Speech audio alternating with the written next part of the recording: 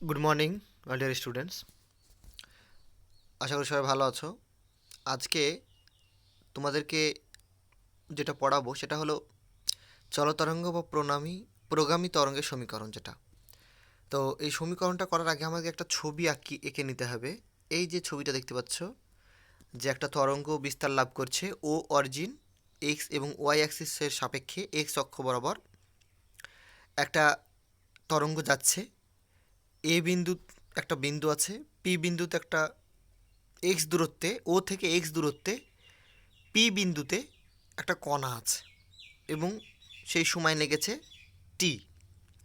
ঠিক আছে, টি হলো প্রাথমিক সময়। টি হলো প্রাথমিক সময় যেই সময়ে কণাটি পি বিন্দুতে অবস্থান করছে। আর কণাটির যে গতিবেগ এক্স অক্ষ বরাবর সেটা হলো ভি, এবং তরঙ্গ দৈর্ঘ্য যেটা সেটা হলো কি ল্যামডা। এখানে এগুলো সব এই ছবিটাকে দেখে নাও, এটা ল্যামডা। এই ভি বরাবর যাচ্ছে এক্স দূরত্বে, কণাটার গতির সমীকরণ কি? Y equal to A sine omega T. আর যেগুলো আমি বললাম সেগুলো সব কিন্তু এই উপরে লেখা আছে, সেগুলো তোমাকে ধরে নিতে হবে, তোমাকে সেগুলো লিখে ফেলতে হবে। তারপরে মনে করা যাক একটি চলতরঙ্গ ও এক্স অভিমুখে ধনাত্মক এক্স দিকে ভি বেগে অগ্রসর হচ্ছে। ওইটুকু থেকে না করে এই ছবিটা আঁকানোর পর এখান থেকে শুরু করতে পারো। ওগুলো না লিখলে, উপরেরগুলো না লিখলেও হবে, তবে নিজের ভাষায় দু একাধ লাইন জুড়ে দিতে পারলেও অসুবিধা নাই। তবে এখান থেকে শুরু করলে কোনো ক্ষতি নাই। তাহলে এ Y equal to A sine omega T হলো একটা চলতরঙ্গের সমীকরণ ও বিন্দুতে। ঠিক আছে, ও বিন্দুতে এটা। ঠিক আছে, এবং সেটা জিরো পজিশানে, ও ও যেটা পজিশন সেটা জিরো জিরো স্থানাঙ্ক, সেই জায়গাটায় কিন্তু টি সময় ধরা হয়েছে। আর পি অবস্থানে টি প্রাইম ধরবো আমরা পরবর্তী ক্ষেত্রে। ঠিক আছে, টিটা কিন্তু প্রাথমিক সময়, ও বিন্দুতে টি সময়, এ কণাটির বিস্তার, এগুলো তো সব তোমরা জানো। আর ওমেগা যেটা সেটা হলো কৌণিক কম্পাঙ্ক। ওকে,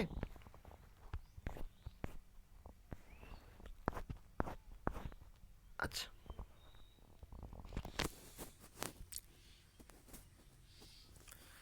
এবার দেখো যে কণাটির কম্পাঙ্ক এন হলে ওমেগা সমান টু পাই এন। ওমেগা সমান কি?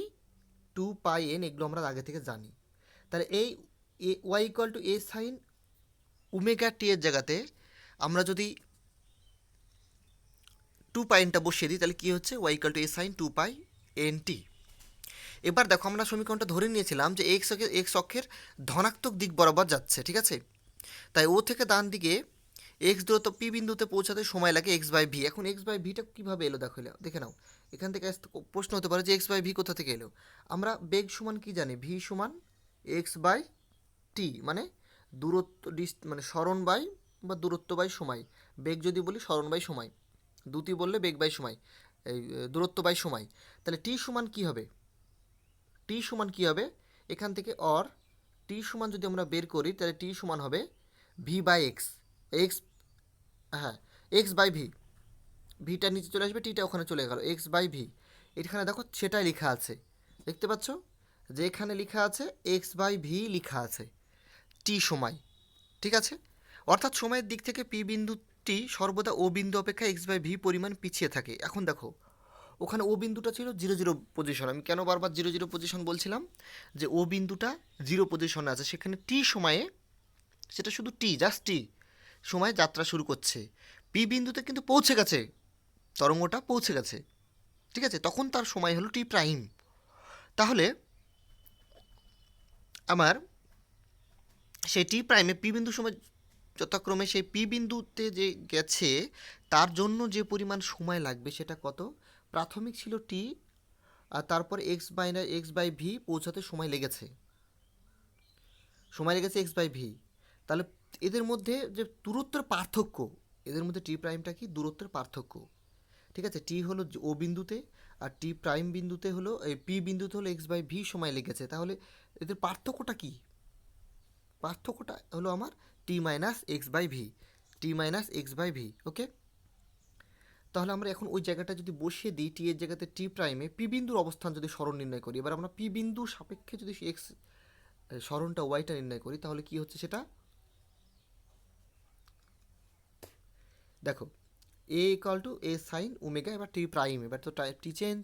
তাহলে আমরা যে সমীকরণটা পেয়ে গেলাম এটা কিন্তু একটা চলতরঙ্গের সমীকরণ অলরেডি পেয়ে গেলাম। তাহলে কত সোজা দেখো, আমরা মনে করি থেকে শুরু করব, আর ছবিটা আমরা যদি এঁকে ফেলতে পারি তাহলে আমরা কিন্তু মোটামুটি বুঝে বুঝেই এটুকু করে ফেলবো, আর কিছু করার দরকার নাই। এটা পর্যন্ত ছেড়ে দিলেই হয়ে যাবে। এটাই এক্স অক্ষে ধনাত্মক অক্ষে সমীকরণ, এইটুকু করলে হয়ে যাবে। আমরা এরপর আরও অনেকগুলো সমীকরণ এরই বিভিন্ন রূপ দেখতে পাবো, ওটা আলাদা ব্যাপার, কিন্তু প্রমাণ আসলে এই পর্যন্ত করে ছেড়ে দিলেই হবে। ঠিক আছে, আর কিছু বেশি গ্যাদারিং করার দরকার নাই। ঠিক আছে, তাহলে চলো আমরা এবার দেখি। আচ্ছা, এই চলতরঙ্গগুলো থেকে আমরা যে কোনো দুটো জিনিস বুঝতে পারি। ভালো করে এখানে একটা জিনিস লক্ষ্য করো, যে এই ওয়াইয়ের সাথে এখানে দেখো এক্স এবং টি, আচ্ছা এখানে প্লাস হয়েছে কেন? এটা ঋণাত্মক দিকে তাই প্লাস হয়েছে, এক্সের জায়গায় মাইনাস এক্স বসানো হয়েছে, আর ধনাত্মক দিকে মাইনাস হবে। ঠিক আছে, আমি এখানে দেখতে পাচ্ছ এই সমীকরণটা দেখো, যে এই ওয়াই ইকুয়াল টু, এখানে এ তো একটা ধ্রুবক রাশি ধরে নেওয়া যায়, এন কম্পাঙ্ক একটা ফিক্সড, তাহলে এখানে টি এবং এক্স এই দুটো চলরাশির উপরে, দূরত্ব এবং সময় এই দুটো চলরাশির উপরে সরনামা নির্ভর করে। সময় সাপেক্ষে পরিবর্তন হয়, দূরত্বের সাপেক্ষে, এই দুটো কন্ডিশন এখানে এই কারণে বলা আছে। ঠিক আছে, আচ্ছা চলো এবার দেখি আমরা যে বিকল্প রূপগুলো দেখি। বিকল্প রূপগুলো এখানে দেখো, ওই পুরো পার্টটাকে আমরা থিটা ধরে নিয়েছিলাম। ঠিক আছে, এই থিটাটাকে বলা হচ্ছে কি, এটা কোণ। কিসের কোণ আমরা এরপরে পড়বো, এটাকে দশা কোণও বলা হবে অনেক ক্ষেত্রে। ঠিক আছে, আমরা এটা দেখি জাস্ট এই থিটাটাকে বলা হবে একটা কোণ। তাহলে এই থিটার জায়গাতে এবার আমরা থিটা সমান যেটা, এই থিটার মানটা যদি জানা থাকে, আর এখানে যে কোনো তিনটে রাশির মান জানা থাকে, ওমেগা, টি এবং ভি, তাহলে এক্সের মান আমরা বের করে ফেলবো। তাই থিটাটা খুবই গুরুত্বপূর্ণ একটা রাশি। ঠিক আছে, এই কোণটা। তাহলে এবার আমরা কিছু জিনিস জানি, সেটা কি, কম্পাঙ্ক এন সমান ওমেগা বাই টু পাই, এটা জানি, আর T equal to one by N অথবা টু পাই বাই ওমেগা, এগুলো আমরা আগে থেকে জানি। আর ল্যামডা সমান তরঙ্গ দৈর্ঘ্য, ল্যামডা সমান ভি বাই এন, মানে V equal two N lambda জানি, সেখান থেকে ল্যামডা সমান ভি বাই এন।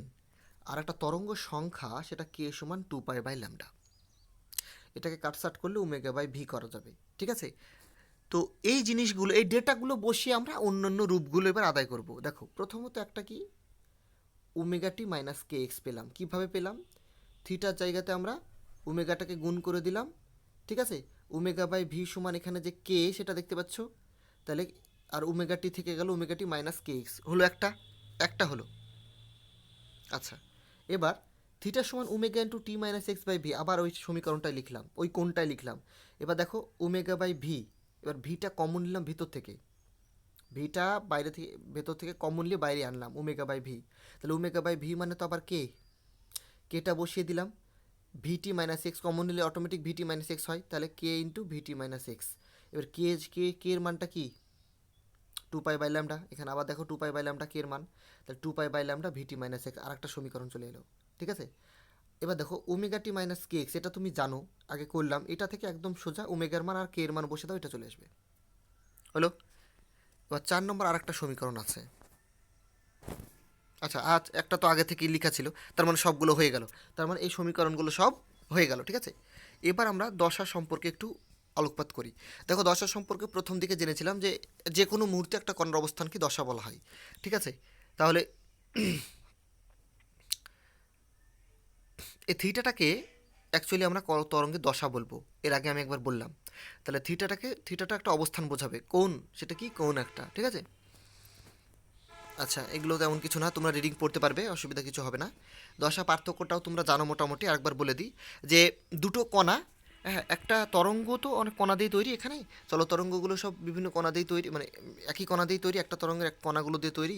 সেই রকমই দুটো কণার যে কোনো মুহূর্তে এক্স ওয়ান এবং এক্স টু বিন্দুতে ধরে নাও তাদের একটা সরণ আছে, ওয়াই ওয়ান ওয়াই টু, এবং তাদের তো একটা তাহলে কোণও থাকবে, দশা থাকবে, থিটা ওয়ান থিটা টু, এই ডিফারেন্সটাকে বলা হবে দশা পার্থক্য। ঠিক আছে, আচ্ছা দশা পার্থক্য সমান ক্যালকুলেশন করে আমরা কি পেলাম সেটা একবার দেখে নিই। এই জিনিসটা পাচ্ছি, theta one minus theta two, minus নয়, এটা ডিফারেন্স চিহ্ন, যেটা বড় সেটাকে তোমাকে আগে লিখতে হবে। থিটা টু যদি বড় হয় তাহলে theta two minus theta one করতে হবে তখন, কিন্তু ডিফারেন্স চিহ্নটা দেওয়া হচ্ছে, কোনটা বড় জানি না তাই। ঠিক আছে, এখানে একটা ডিফারেন্স চিহ্ন আছে, হয়তো তোমরা বুঝতে পারছো না, ডিফারেন্স চিহ্নটা এরকম। ঠিক আছে, আচ্ছা তো এবার দেখো যে two pi by lambda X two minus X one আসছে, এক্স টু মাইনাস এক্স ওয়ানটা হলো পথ পার্থক্য, আর টু পাই বাই ল্যামডাটা কি, টু পাই বাই ল্যামডাটা তুমি তুমি কিন্তু কে জানো, আচ্ছা কে করলাম না, তুমি শুধু সেটা কি কৌণিক তরঙ্গ সংখ্যা, তাহলে তরঙ্গ সংখ্যাও তুমি জানো, অথবা দশা পার্থক্য সমান 2π/λ ইন্টু পথ পার্থক্য করতে পারো, ঠিক আছে। এবার দেখো কোন বিন্দুগুলো নে আমরা তো আমরা একটা তরঙ্গ দেখেছিলাম, তো এইরকমই তরঙ্গ একটা দেখলাম না ছবি এক্স ওয়াই সাপেক্ষে, তাহলে কোথায় সমদশায় থাকবে আর কোথায় সমান্তরাল দশায় থাকবে, এই ব্যাপারগুলো আমরা দেখি। দুটি কণার পথ পার্থক্য যদি 0λ 2λ হলে দশা পার্থক্য হবে 0 2π 4π, মানে এগুলোর অবস্থান মানে বোঝা যাচ্ছে নিষ্পন্দ বিন্দু, সুস্পন্দ বিন্দু যেগুলো আমরা আগে শিখেছিলাম, শিখিনি এখনও, যাই হোক ওগুলো বুঝবো, পরে বলবো তোমাদেরকে, হ্যাঁ। তাহলে 0λ 2λ এই পজিশনগুলো নিয়ে সমদশা সম্পন্ন হয়, এটা মনে রাখবে, ঠিক আছে। আচ্ছা,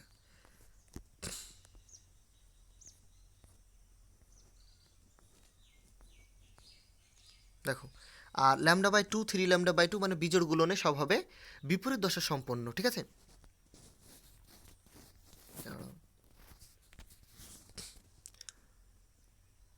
এবার দেখো চলতরঙ্গের সমীকরণের সাধারণ রূপ, এটা তেমন কিছুই না, সাধারণ রূপ যেমন a cos ω t - kx, সেটাকে দশাটাকে একটা π/2 একটা দশাকে বসিয়ে দিয়ে এটা করা হয়েছে, সেটা কিছু তেমন কিছু না, ঠিক আছে। তোমরা এই সমীকরণ এমনি জানো, y = a sin cos ω t - kxও জানো, আবার cos ω t এগুলো সবই জানো, ঠিক আছে। π/2 = 90 ডিগ্রি, এটাও জানো, দশা পার্থক্য, জাস্ট এটা একটা কোসাইন সাইনতে বুঝিয়েছে তাই, ঠিক আছে। প্রারম্ভিক অবস্থাটা দেখো। আচ্ছা, প্রারম্ভিক অবস্থা কি, তুমি যদি একটা সমীকরণে 4 নম্বর সমীকরণ মানে ওইটা প্রথম যে সমীকরণটা বের করলাম আমরা সেটা, তাহলে এই সমীকরণটা যদি x = 0 আর t = 0 বসে, তাহলে y = 0 হবে, অর্থাৎ কণা তখন সরণ নেই, সরণ তখন শূন্য, ঠিক আছে। আবার x = যদি 0 বসাও এবং t = 0 হলে y = a হবে। আর একটা সমীকরণ, সেটা 7 নম্বর সমীকরণ, এখানে যেটা দেখতে পাচ্ছ এইটা দেখো, এইটা অনুযায়ী, এই সমীকরণটা অনুযায়ী কিন্তু এবার y = a হবে, অর্থাৎ শুরুতে মূলবিন্দুতে অবস্থিত কোনো সরণ সর্বোচ্চ হয়, স্পষ্টত এই ভিন্ন প্রারম্ভিক অবস্থায় চলতরঙ্গ দুটি দশা পার্থক্য হয় 90 ডিগ্রি, ঠিক আছে। আর একটাকেই বলা হয় প্রারম্ভিক দশা, ঠিক আছে, এগুলোকে বলা হয় প্রারম্ভিক দশা। এই প্রারম্ভিক দশার উল্লেখযোগ্য কিছু সমীকরণ, যেটা কি শুধু দশাটাকে, প্রারম্ভিক দশা যেটাকে বলা হয় ফাই, ঠিক আছে, সেই ফাইটাকে জাস্ট এখানে যোগ করে সমীকরণগুলোকে আবার নতুন রূপে গঠন করা হয়েছে, এতে এমন কিছু নয়, ভয়ের কিছু নয়, জাস্ট এখানে প্রারম্ভিক দশাটাকে যুক্ত করা হয়েছে, ঠিক আছে। আচ্ছা, চলতরঙ্গের প্রাবল্য এবং তীব্রতা। আচ্ছা, শব্দের তীব্রতা প্রাবল্য জিনিসটা আমরা কি বুঝি, যে আমাদের শ্রোতার কানে কতটা শব্দ তীক্ষ্ণভাবে, কতটা শব্দ আসছে, কত জোরে বা আস্তে, এগুলোকে বোঝায়। তার মানে একটা তরঙ্গের মধ্যে কী পরিমাণ শক্তি বর্তমান, সেই শক্তি বেশি হলে শব্দ বেশি শোনা যাবে, কম হলে কম শোনা যাবে, সেটা আমরা এর আগে শব্দ বের করেছি, শক্তি 1/2 mω² ঠিক আছে। তাহলে এই শব্দের যে তীব্রতা বা প্রাবল্য, সেটা কি শক্তি ই সমান আমরা কি জানি, এটা জানি 1/2 mω²²। তাহলে এটার সঙ্গে যদি বিস্তারের কথা বলো, সেটা কি বর্গের সমানুপাতিক, ঠিক আছে। আবার দেখো তীব্রতা যেটা আমরা সেটা সাধারণতভাবে জানি আই দ্বারা প্রকাশ করা হয়, এটা সাধারণত a² দ্বারা এইরকম সম্পর্কে রিলেটেড এরা, ঠিক আছে। তীব্রতা সমান তার বিস্তারের বর্গের সমানুপাতিক, ওকে। চলতরঙ্গের কণার গতিবেগ এবং তরঙ্গ, যেটা তোমাদেরকে কালকে আমি বের করতে বলেছি, y = a sin ω t - kx নিয়ে করতে বলেছিলাম, সেটা নিয়ে করতে পারো, +-5 প্রারম্ভিক দশাটা বসাতেও পারো, না বসাতেও পারো, কোনো অসুবিধা নাই। তাহলে আমরা ফার্স্ট অর্ডার ডেরিভেটিভ, এটাকে বলা হয় ফার্স্ট অর্ডার ডেরিভেটিভ টি এর রেসপেক্টে, টি এর সাপেক্ষে, তাহলে আমরা যেটা পেলাম ω a cos এইটা, তারপরে যেটা পাচ্ছি v0 এবং ভি। আচ্ছা, ভি তো কণার বেগ পেয়ে গেলাম, ঠিক আছে। তাহলে এবার চলতরঙ্গের বেগ পেয়ে গেছি, তাহলে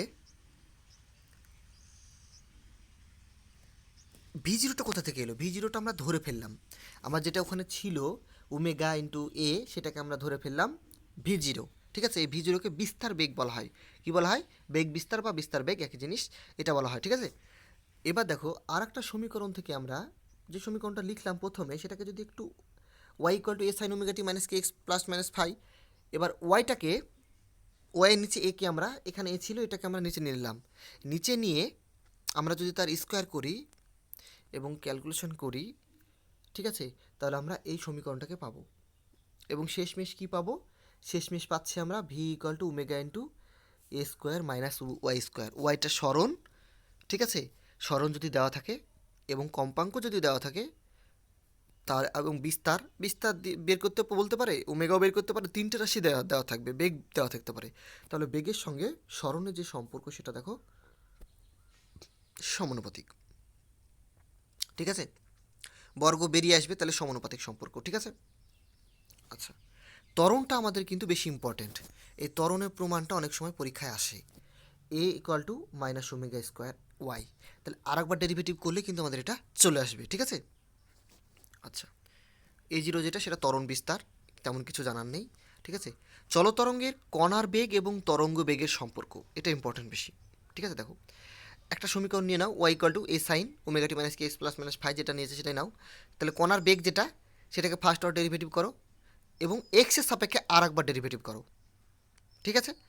এক্সের সাপেক্ষে ডেরিভেটিভ করলে আমরা যেটা পেয়ে যাচ্ছি দেখো, টি এর সাপেক্ষে ডেরিভেটিভ করলে কী হবে? চলতরঙ্গের কণার স্মরণ, তাহলে কণার বেগ পেয়ে গেলাম ছোটো হাতের ভিটা, ঠিক আছে, এবং বড় হাতের ভি যেটা সেটা হলো চলতরঙ্গের বেগ, ঠিক আছে, চলতরঙ্গের বেগ সেটা, আর কণার বেগ হলো ছোটো হাতের ভিটি এর রেসপেক্টে যেটা ডেরিভেটিভ করবো সেটা আমি, ঠিক আছে। তাহলে ডেল ওয়াই ডেল এক্সটা এটা বের করে রাখলাম এবং দুটোকে যদি আমরা কম্পেয়ার করি, মানে দুটোকে যদি আমরা তুলনা করি, তাহলে আমরা শেষমেশ পাচ্ছি ছোটো হাতের ভি সমান minus V del Y by del X. এটা খাতা একবার করো, একবার করলে এটা মাথায় থেকে যাবে আজীবনের জন্য, কোথায় ভুল হবে না কখনো, ঠিক আছে। তাহলে এটাই হলো সেই সম্পর্ক, এটা পরীক্ষায় খুব আসে, বিশাল ইম্পর্ট্যান্ট, এটা তোমরা ভেরি ভেরি ইম্পর্টেন্ট দিয়ে রাখবে।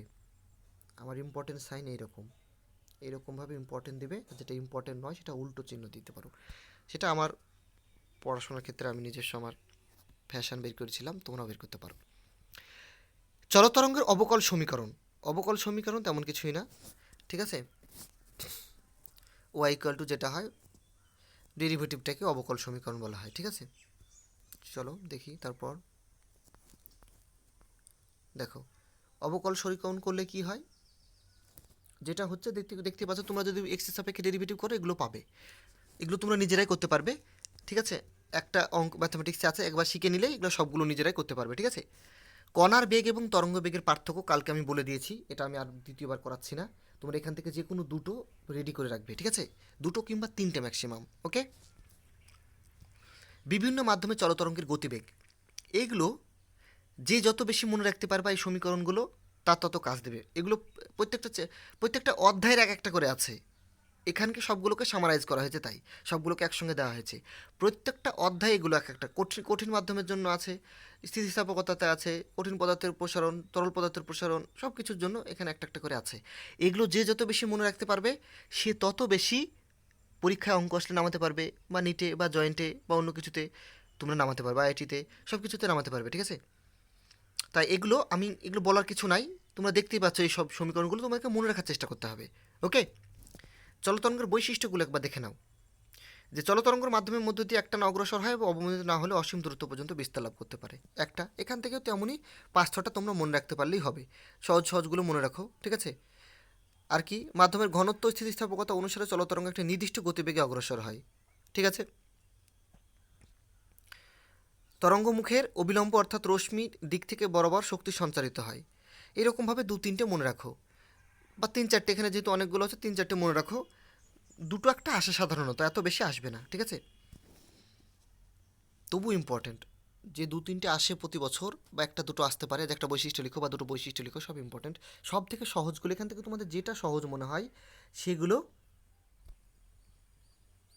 দেখো। আমি যদি নিজে থেকে কিছু বৈশিষ্ট্য বলি তাহলে কি বলবো, যে চলতরঙ্গের যে স্মরণ সেটা বিস্তারের সমানুপাতিক এবং সময়েরও সমানুপাতিক, দুটো হয়ে গেল, আর আমার কিছু লেখা দরকার নাই, ঠিক আছে। এরকমভাবে তোমরা করতে পারো। আবার কি, যে দূরত্ব বাড়ার সঙ্গে সঙ্গে স্মরণের মানও বৃদ্ধি পায়, দশার উপর নির্ভর করে, এরকমভাবে তোমরা লিখতে পারো। এখানে যেগুলো আছে সেগুলো ঘুরিয়ে ফিরিয়ে আছে, অসুবিধার কিছু নাই। তাহলে আজকে তোমাদের মোটামুটি অধ্যায়টা প্রায় শেষ, আর ভালোভাবে মন দিয়ে পড়াশোনা করো, কোথাও অসুবিধা হলে আজকে ক্লাস আলোচনা হবে, ঠিক আছে। ভালোভাবে থাকো, ওকে।